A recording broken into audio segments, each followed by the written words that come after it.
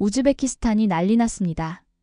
마을 하나가 한국어 학원 포스터로 도배됐고 사람들은 김치를 담그며 한글을 외웁니다. 소 한 마리를 팔아 한국어를 배운 청년. 그리고 그가 시험에 붙자 마을 전체가 울었습니다. 도대체 왜 이 마을은 한국어의 인생을 거는 걸까요? 지금부터 이 소름 돋는 이야기를 공개합니다. 여기서 잠깐 좋아요와 구독 버튼 눌러주는 센스. 안녕하세요. 저는 마이클 스톤입니다. 68년을 살면서 세계 곳곳의 교육 현장을 다녔죠. BBC에서 의뢰한 다큐멘터리 촬영차 우즈베키스탄에 왔는데 솔직히 별 기대는 안 했습니다. 세계 언어교육 사례 조사라는 거창한 제목이었지만 그냥 또 하나의 프로젝트일 뿐이라고 생각했거든요. 사마르칸트 공항에서 차로 1시간 거리에 있는 작은 마을. 고려인들이 모여 사는 곳이라고 했는데 도착하자마자 이상한 풍경이 눈에 들어왔어요. 전봇대마다 붙어있는 포스터들. 토픽 시험 준비반 모집이라고 한글로 적혀 있더군요. 처음엔 그냥 몇 장인 줄 알았는데 마을 전체가 온통 한글 포스터로 도배되어 있었습니다. 택시 기사가 저를 내려주면서 러시아어로 뭐라고 했는데 통역사가 웃으며 번역해줬어요. 이 마을 사람들은 이제 러시아어보다 한국어를 더 열심히 공부한다고 합니다. 마을 회관 앞을 지나는데 웅성거리는 소리가 들렸습니다. 문을 살짝 열어보니 20명 정도의 젊은이들이 텔레비전 화면을 보고 있었어요. 한국 드라마였습니다. 그런데 이상하게도 모두가 공책에 뭔가를 열심히 적고 있더라고요. 안녕하세요라는 대사가 나오면 따라서 중얼거리고 고마워요가 나오면 또 따라 말하고. 제가 교육 전문가로 일하면서 본 가장 진지한 수업 분위기였습니다. 옥스퍼드 대학 강의실보다도 더 집중된 분위기였죠. 한 젊은이가 저를 발견하고는 서툰 발음으로 안녕하세요 라고 인사했어요. 저도 모르게 안녕하세요 라고 답했더니 그 젊은이의 얼굴이 환하게 밝아졌습니다. 마치 시험에 합격한 것처럼 기뻐하더군요. 마을 골목길을 걸으며 더 놀라운 것들을 발견했어요. 담벼락마다 한글 낙서가 가득했거든요. 사랑해요, 화이팅, 고향 같은 단어들이 서툰 글씨로 적혀 있었습니다.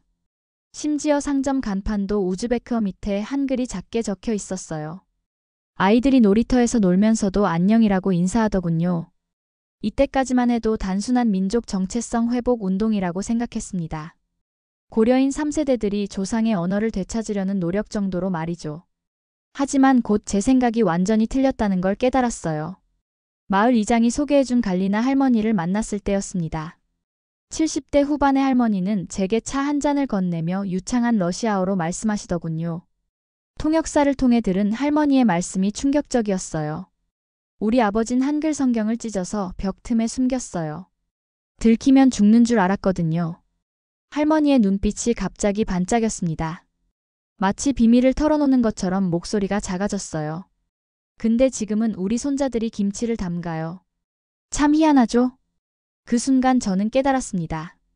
이건 단순한 언어 교육이 아니었어요. 생존을 위한 몸부림이었던 거죠. 할머니의 아버지 세대에게 한글은 숨겨야 할 위험한 것이었지만 지금은 미래를 여는 열쇠가 된 셈입니다. 할머니가 계속 말씀하셨어요. 러시아는 이제 끝났어요. 우리 젊은이들에게는 한국이 희망입니다.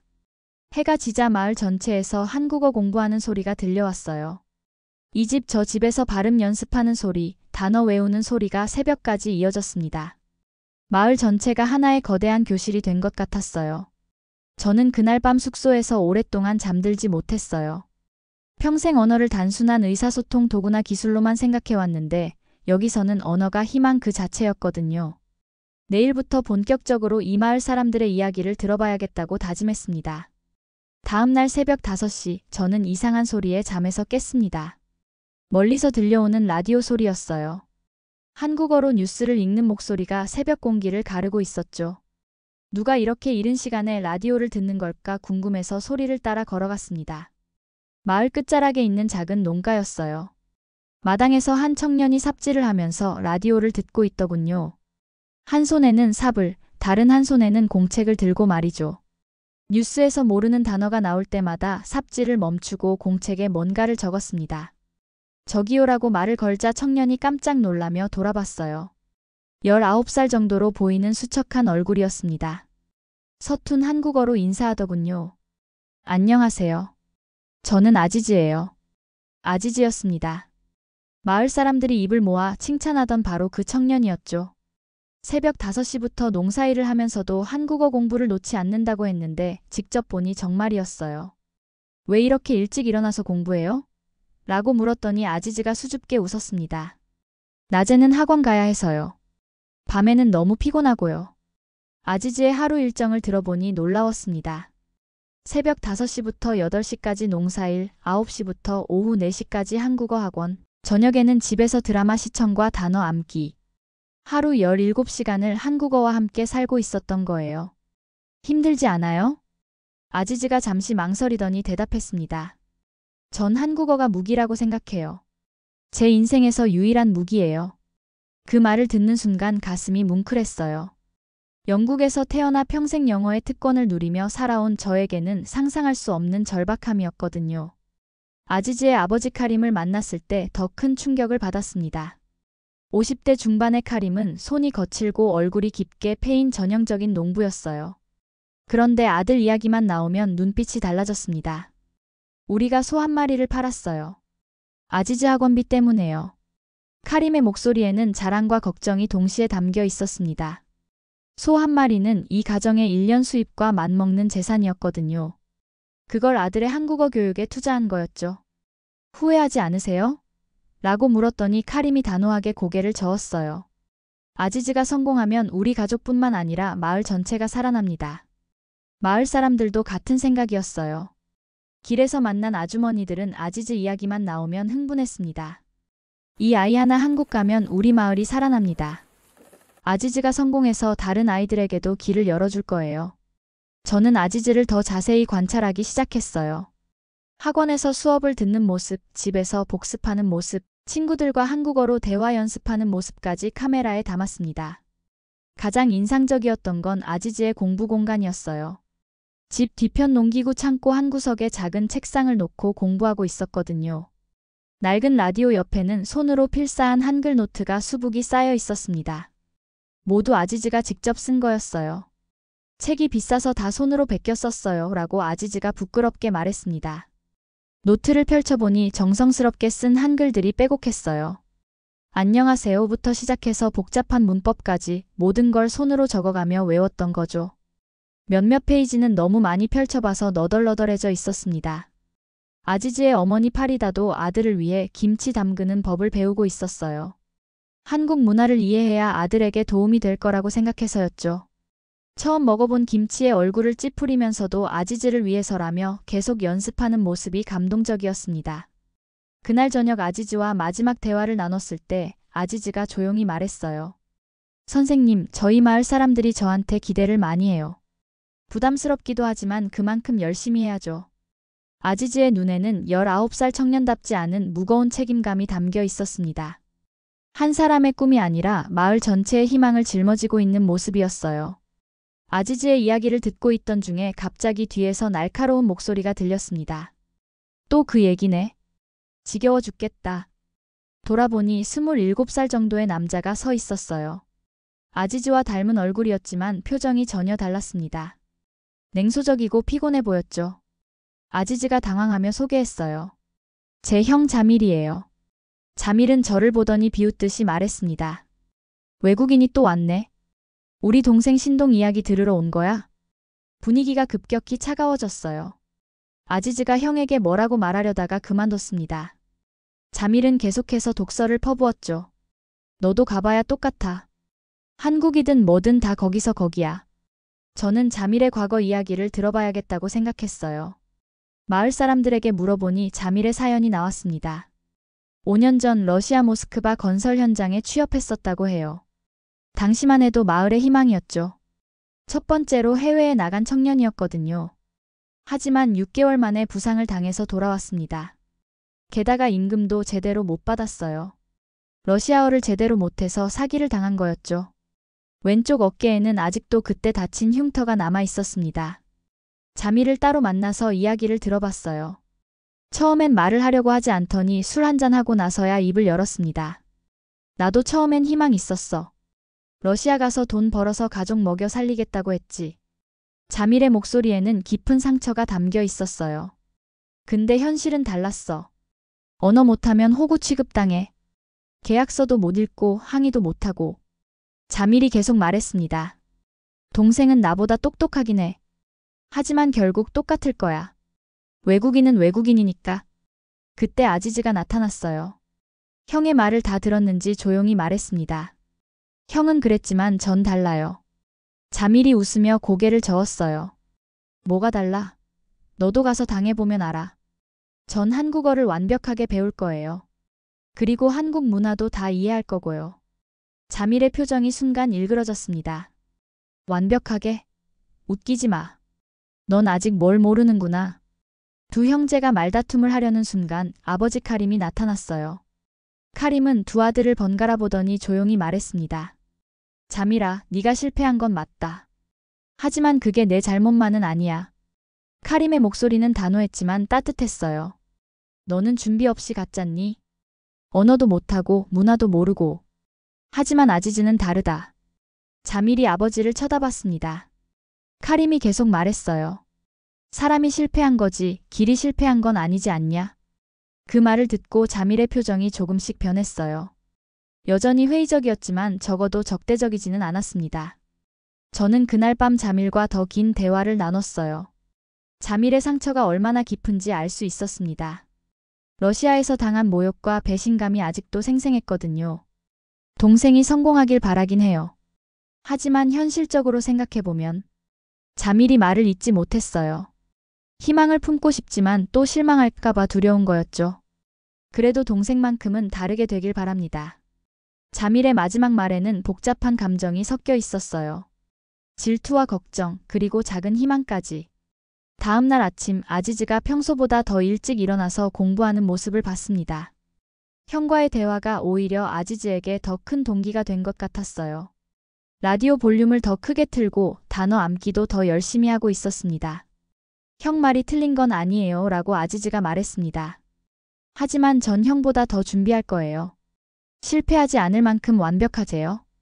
아지즈의 눈에는 오히려 더 강한 의지가 담겨 있었습니다. 형의 실패가 아지즈에게는 반면교사가 된 거였죠. 저는 그 모습을 보면서 복잡한 심정이었어요. 한편으로는 아지즈의 의지가 대견했지만 다른 한편으로는 너무 큰 부담을 지고 있는 건 아닌지 걱정되었거든요. 자밀과 아지즈의 갈등을 목격한 후 며칠이 지났습니다. 마을에 놀라운 변화가 일어나기 시작했어요. 아지즈 혼자만의 도전이 아니라 마을 전체의 프로젝트가 되어가고 있었거든요. 마을 회관에서 정식으로 EPS 준비반이 개설되었습니다. 20명의 청년들이 등록했는데 나이도 직업도 제각각이었어요. 농부도 있고 상점 주인도 있고 심지어 40대 아저씨들도 있었습니다. 첫 수업날 저도 참관했는데 정말 진지한 분위기였어요.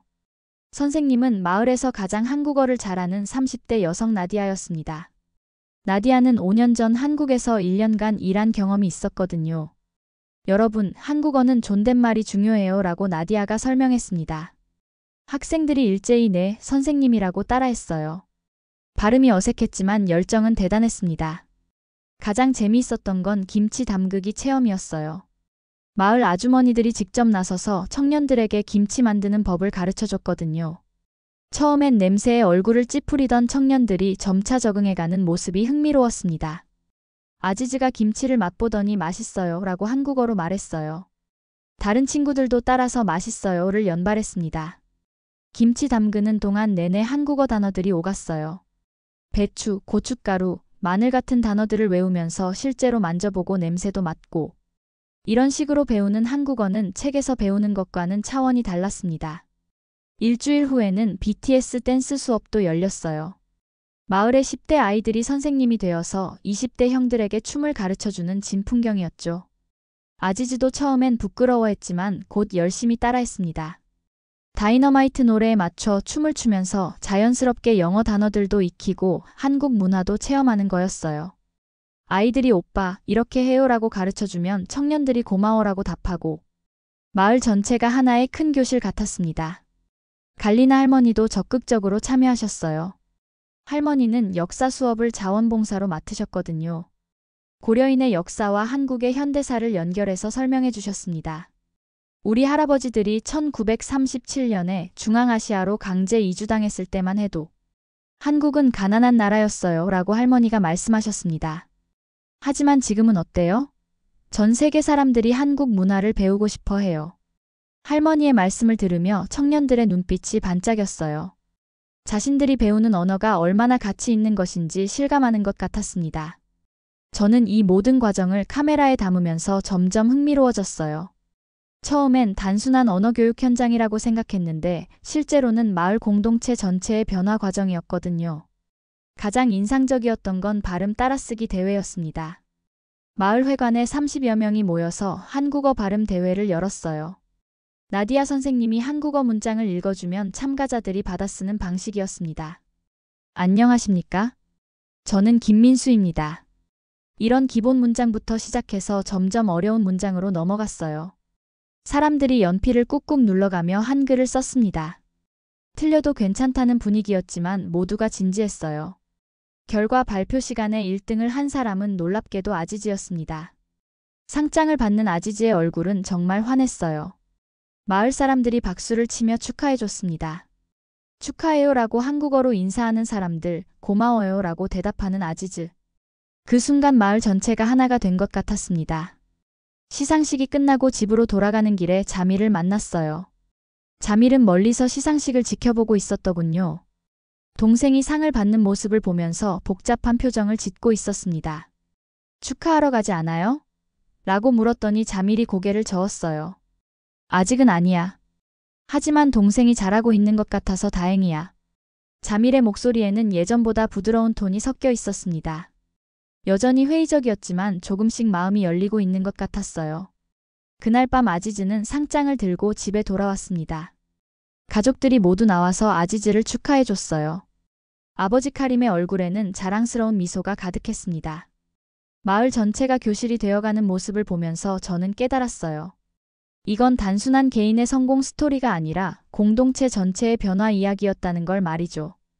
드디어 EPS 필기시험 날이 다가왔습니다. 아지즈가 6개월 동안 준비해온 그날 말이에요. 저는 시험 당일 새벽부터 아지즈 집에 가서 상황을 지켜봤습니다. 새벽 4시 아지즈는 이미 일어나서 마지막 점검을 하고 있었어요. 손으로 필사한 노트들을 다시 한번 훑어보면서 중요한 단어들을 중얼거렸습니다. 평소보다 긴장한 표정이었지만 눈빛만은 확고했어요. 오늘이 제 인생이 바뀌는 날이에요 라고 아지즈가 조용히 말했습니다. 어머니 파리다는 아지즈를 위해 특별히 아침을 준비해 주셨어요. 아지즈가 좋아하는 플로프와 함께 직접 담근 김치도 상에 올렸습니다. 6개월 전만 해도 김치 냄새를 맡고 고개를 저었던 파리다였는데 이제는 아들을 위해 매일 김치를 담그고 있었거든요. 많이 먹어라. 오늘은 힘이 필요할 거야 라고 어머니가 우즈베크어로 말했습니다. 아버지 카림은 말없이 아지즈의 어깨를 툭툭 두드렸어요. 평소 말이 적은 카림이었지만 그 순간만큼은 눈에 걱정과 기대가 가득했습니다. 아지즈가 시험장으로 떠난 후 저는 마을 회관으로 향했습니다. 마을 사람들이 하나둘씩 모여들고 있었거든요. 시험 결과를 함께 기다리겠다는 거였어요. 오전 10시쯤부터 사람들이 본격적으로 모이기 시작했습니다. 아지즈의 가족들, EPS 준비반 친구들, 김치 담그기를 가르쳐준 아주머니들, 심지어 BTS 댄스를 가르쳐준 아이들까지. 마을 전체가 한 사람의 시험 결과를 기다리고 있었어요. 갈리나 할머니도 오셨습니다. 할머니는 의자에 앉으시면서 저에게 말씀하셨어요. 오늘은 우리 마을 역사상 가장 중요한 날이 될 거예요. 오후 2시쯤 아지즈가 시험장에서 돌아왔습니다. 얼굴이 창백했지만 표정은 나쁘지 않았어요. 사람들이 몰려들어 시험이 어땠는지 물어봤습니다. 어려웠지만 할만했어요. 6개월 동안 준비한 게 헛되지 않은 것 같아요 라고 아지즈가 답했습니다. 하지만 진짜 시험은 지금부터였어요. 합격 여부를 확인하는 일이 남아 있었거든요. 마을 회관의 유일한 컴퓨터로 결과를 확인해야 했는데 인터넷이 너무 느려서 페이지 로딩만 30분이 걸렸습니다. 그 30분이 정말 길게 느껴졌어요. 회관에 모인 50여 명의 사람들이 모두 숨을 죽이고 컴퓨터 화면을 바라봤습니다. 아지즈는 의자에 앉아서 손을 꼭 쥐고 있었고 어머니 파리다는 계속 기도를 올렸어요. 자밀도 어느새 회관에 와 있었습니다. 구석에 서서 동생을 지켜보고 있더군요. 평소 냉소적이던 자밀의 얼굴에도 긴장감이 역력했어요. 드디어 페이지가 로딩되기 시작했습니다. EPS 시험 결과 조회 사이트였어요. 나디아 선생님이 아지즈의 수험번호를 입력했습니다. 또다시 긴 로딩 시간이 이어졌어요. 제발 이라고 누군가 작게 중얼거렸습니다. 아마 아지즈의 어머니였을 거예요. 화면에 결과가 나타났습니다. 아지즈 이브라이모프 합격이라는 글자가 컴퓨터 화면에 선명하게 떠올랐어요. 순간 회관이 정적에 휩싸였습니다. 모두가 믿을 수 없다는 듯 화면을 쳐다봤어요. 그리고 몇 초 후 폭발적인 환호성이 터져나왔습니다. 합격이다. 아지즈가 합격했다. 갈리나 할머니가 가장 먼저 울음을 터뜨렸습니다. 80년을 살아오면서 이런 기쁨은 처음이라고 하시더군요. 할머니의 울음소리를 들으니 다른 사람들도 하나둘 눈물을 흘리기 시작했어요. 아버지 카림은 아무 말 없이 눈물만 흘렸습니다. 평생 농사만 지어온 카림에게 아들의 합격은 꿈만 같은 일이었을 거예요. 어머니 파리다는 아예 주저앉아서 큰 소리로 울었습니다. 아지즈 본인은 오히려 담담했어요. 합격 소식을 듣고도 크게 기뻐하지 않고 조용히 고개를 끄덕였습니다. 아마 너무 긴장해서 실감이 나지 않았나 봐요. 가장 놀라운 건 자밀의 반응이었습니다. 구석에 서 있던 자밀이 동생에게 다가와서 어깨를 꽉 안아줬거든요. 6개월 동안 냉소적이던 자밀이 처음으로 보여준 따뜻한 모습이었어요. 잘했다, 아지즈야, 라고 자밀이 말했습니다. 그 순간 두 형제의 갈등이 완전히 해소된 것 같았어요. 자밀의 얼굴에도 미소가 번졌습니다. 마을 사람들이 아지즈를 둘러싸고 축하해줬어요. 축하해요. 대단해요. 자랑스러워요. 같은 한국어 표현들이 여기저기서 들려왔습니다. 6개월 동안 함께 공부한 덕분에 축하 인사도 한국어로 하게 된 거였죠. 저는 그 광경을 보면서 가슴이 뭉클해졌어요. 한 사람의 성공이 마을 전체의 기쁨이 되는 모습이 정말 감동적이었거든요. 아지즈가 마을 사람들에게 인사했습니다. 여러분 덕분에 합격할 수 있었어요. 한국에 가서도 우리 마을을 잊지 않겠어요. 그날 밤 마을 전체가 축제 분위기였어요. 집집마다 불이 켜져 있었고 늦은 시간까지 사람들의 웃음소리가 들려왔습니다. 저는 그 모습을 보면서 생각했어요. 이게 바로 한 언어로 벌어진 기적이구나.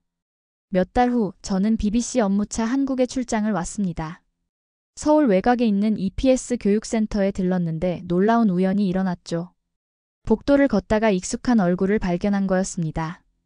돌아본 청년은 분명 아지즈였지만 우즈베키스탄에서 본 모습과는 달랐어요. 얼굴이 많이 야위었고 눈빛도 어두워 보였습니다. 반가워하며 달려왔지만 뭔가 기운이 없더군요. 함께 센터 카페테리아에 앉아서 근황을 들어봤습니다. 한국 생활이 어떤지 물었더니 아지즈가 한참 망설이는 거였어요. 어려워요. 생각보다 훨씬 어려워요. 아지즈의 목소리에는 깊은 좌절감이 담겨 있었습니다. 우즈베키스탄에서 그렇게 자신 있던 모습은 온데간데 없었어요. 발음 때문에 자꾸 웃음거리가 된다고 하더군요. 어제도 편의점에서 물건을 사려고 했는데 말이 안 통해서 손짓발짓만 했다고 합니다. 김치 이야기도 털어놓았어요. 고향에서는 그럭저럭 먹었는데 여기 김치는 너무 매워서 눈물이 난다는 거였죠. 그런 모습을 보고 동료들이 비웃더라고 했습니다. 한국에서 3개월을 보낸 아지즈는 완전히 다른 사람이 되어 있었어요. 자신감 넘치던 청년이 위축되고 소극적인 모습으로 변해 있었습니다. 가장 힘든 건 외로움이라고 하더군요. 기숙사에서도 혼자고 회사에서도 혼자라는 거였습니다. 저는 아지즈의 이야기를 들으면서 마음이 아팠어요. 20년 전 제가 한국에서 일할 때의 기억이 떠올랐거든요. 저도 처음 한국에 왔을 때 비슷했습니다. 아지즈의 표정이 조금 밝아졌어요. 자신만 겪는 일이 아니라는 걸 알고 안도하는 것 같았습니다. 언어를 안다고 생각했는데 실제로는 전혀 달랐다고 말해줬죠. 책에서 배운 한국어와 실제 한국인들이 쓰는 한국어는 차이가 컸거든요. 그날 저녁 아지즈의 기숙사 방을 방문했습니다. 4평짜리 작은 방에 침대와 책상만 있는 단조로운 공간이었어요. 벽에는 고향 마을 사진 한 장과 가족 사진이 붙어 있었습니다. 아지즈가 가족 사진을 바라보며 말했어요. 가끔 너무 그립다고 갈리나 할머니도 보고 싶고 마을 친구들도 보고 싶다고 하더군요. 포기하고 싶은 적이 없는지 물어봤더니 매일이라고 답했습니다. 특히 발음 때문에 놀림당할 때마다 고향으로 돌아가고 싶어진다고 했어요. 저는 아지즈와 긴 대화를 나눴습니다. 언어 장벽의 어려움, 문화적 차이에서 오는 스트레스, 그리고 혼자만의 외로움까지 모든 걸 들어줬어요. 아지즈가 지금 겪고 있는 일들은 모든 외국인이 거치는 과정이라고 말해줬습니다. 하지만 아지즈의 어깨에는 너무 큰 부담이 지워져 있었어요. 개인의 성공이 아니라 공동체의 미래를 책임져야 한다는 압박감 말이죠. 말이 아니라 마음을 배운다고 생각해라. 그게 한국어야. 이 말을 해줬을 때 아지즈가 고개를 끄덕였어요. 한국어는 단순한 의사소통 도구가 아니라 한국 사람들의 마음을 이해하는 열쇠라는 걸 알려주고 싶었거든요. 발음이 완벽하지 않아도 괜찮다고, 진심이 통하면 사람들은 알아줄 거라고 했습니다. 다음 날 아지즈와 함께 센터 식당에서 점심을 먹었어요. 아지즈가 김치를 조금씩 먹어보려고 노력하는 모습이 인상적이었습니다. 조금씩 적응해 보려고 한다고 하더군요. 아지즈의 동료 몇 명이 우리 테이블에 합류했어요. 처음엔 어색했지만 제가 중간에서 대화를 이어주니 분위기가 좋아졌습니다. 한 동료가 아지즈는 정말 열심히 한다고 말했어요. 발음은 좀 어색하지만 성실해서 도와주고 싶다고 하더군요. 그 말을 듣는 아지즈의 얼굴에 오랜만에 미소가 번졌어요. 헤어지기 전에 아지즈가 말했습니다. 선생님 덕분에 용기가 생겼어요. 다시 한번 도전해 볼게요. 힘들 때마다 고향에서의 마음을 떠올려 보라고, 그때의 간절함을 잊지 말라고 당부했죠. 아지즈가 고개를 끄덕이며 기숙사로 돌아갔습니다. 뒷모습이 처음 만났을 때보다는 훨씬 당당해 보였어요. 저와 대화 이후 아지즈에게 변화가 시작됐습니다. 며칠 후 저는 다시 교육센터를 방문했는데 아지즈가 동료들과 발음 연습을 하고 있더군요. 예전 같으면 창피해서 못했을 부탁을 이제는 당당하게 하고 있었어요. 동료에게 다시 한번 말해달라고 부탁하고 틀린 발음을 고쳐달라고 요청했습니다.